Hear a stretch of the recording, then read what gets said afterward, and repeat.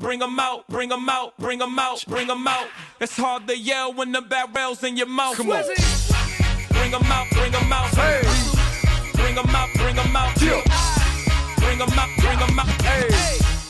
Hey guys, Youth Fishing here, and today we're here at our local pond, which you can see in our other videos, and we're gonna cast some baits out there. We're gonna show you some different casting techniques and how to use different lures. We're gonna teach you mainly with the bait caster, and yeah, We'll do a little bit of spin rod, and the reason we're doing this is because we want to get another video out there pretty soon. And it's winter out here, and you know, winter bass fishing in Kansas it's pretty tough. So hope you enjoy. Alright guys, so first I'm going to show you just the most basic cast you can do with a bait casting rod and reel combo. Okay, so what you're going to want to do here, and this is personally, I believe that this is the most simple cast, and it works for any kind of bait you have on the end. I mean, it's just a good all-around kind of casting style. You can cast crankbaits, jerkbaits, topwater lures. You can do soft plastics. You can really just do whatever you need when you're fishing. All right. But first, you want to hit your line release. You want to get the line really firm so it doesn't, obviously, so you don't lose your lure down there. All right. So what you want to do first is you want to go back in a nice 45-degree angle. So right at a nice 45-degree angle. You want to go back so the end of your rod and your lure are just a little bit behind your shoulder. This will give you the best accuracy and power in your cast. And then you just want to fling it forward and release the line.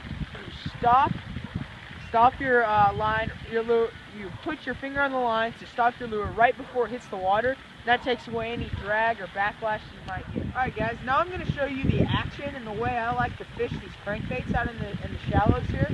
So what I like to do, especially in wintertime, you have to keep everything really slow. So what I like to do is I like to give a nice two or three spins to your reel here. So like 1, 2, then just let it sit. That's when the bass will usually strike, is when it sits, when it's sitting on the top, because that's when there's the least movement. The movement attracts their attention. Then when it sits, it's almost like a sitting duck. They can just attack. All right, guys. All right, now we're back to the casting rod and reel combination.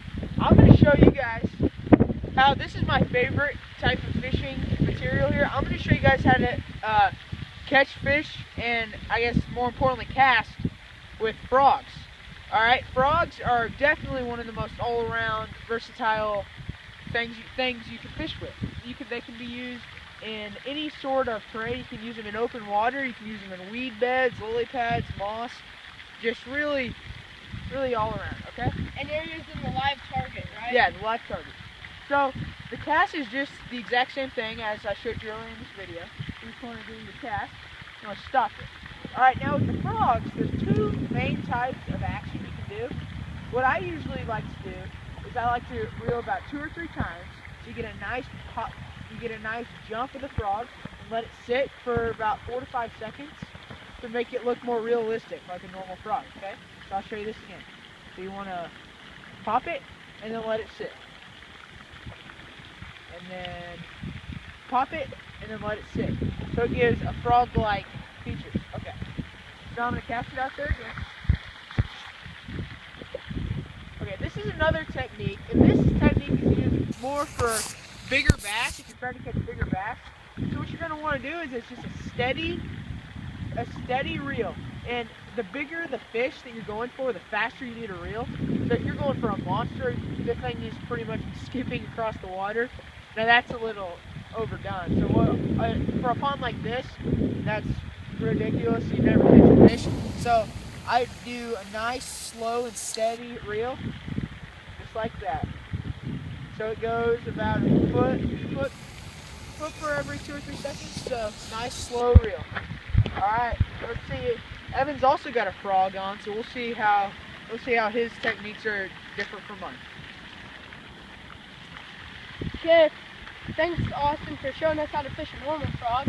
I'm going to be showing you how to do the Dean Roa signature pro popping frog.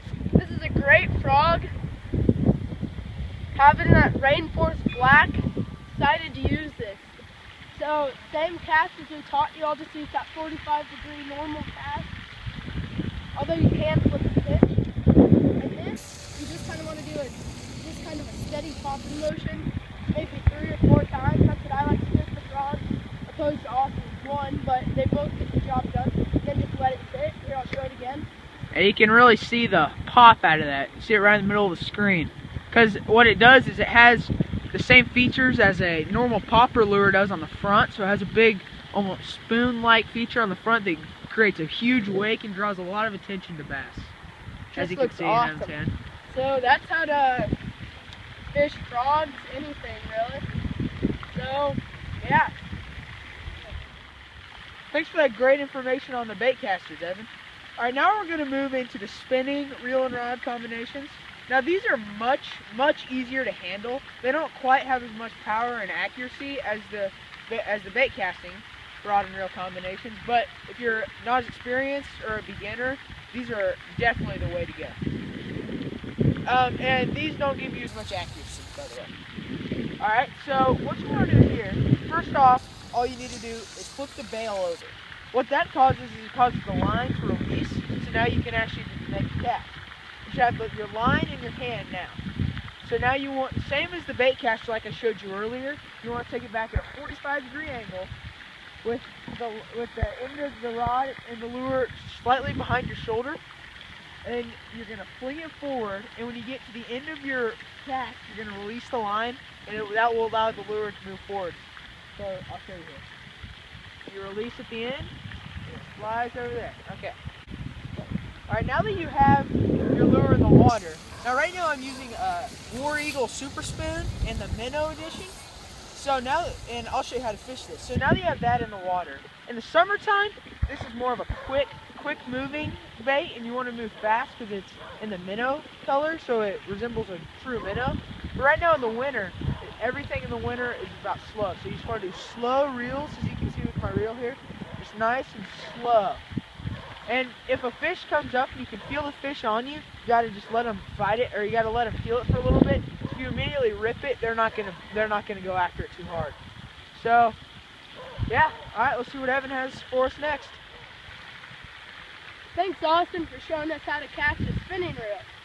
Okay, so I'm going to be doing kind of the same thing, but pretty much not, because this is an ultralight, which is very different than the bigger spinning reel like he had. So I have an awesome TNT custom rod, custom ultralight on a Fenwick blank. My great uncle was one of the founders of this, from what he's told me, and he gave this to me because he's kind of done with fishing. But you know, he's a great fisherman. Thank you so much, great uncle. This is awesome. So it's a lot shorter than Austin's rod he showed you, and I also have the Daiwa Syncopate, but this is Shimano Syncopate. Sorry about that. But this is the smaller version meant for ultralight. So casting motion is about the same. You want to put it behind your shoulder, and then once you get to about halfway, you want to release with the line that you picked up with the bill. So I'll show it to you fast. So then, right now I'm fishing a creature bait. So then you just want to work it in real slow in the summer, or in the winter. In the summer, you want to speed it up a little bit because Yeah. the fish are more, they like things that move faster. And you want to kind of jig the rod just a little bit, but don't reel when you're doing that. So I think that's it. Alright guys, in this segment of Youth Fishing, we've taught you how to fish with spinning gear And casting gear. in many different ways, shapes, and forms. Alright, thanks for watching. Comment, rate, and subscribe. And be ready for more fishing videos to come. Fish on!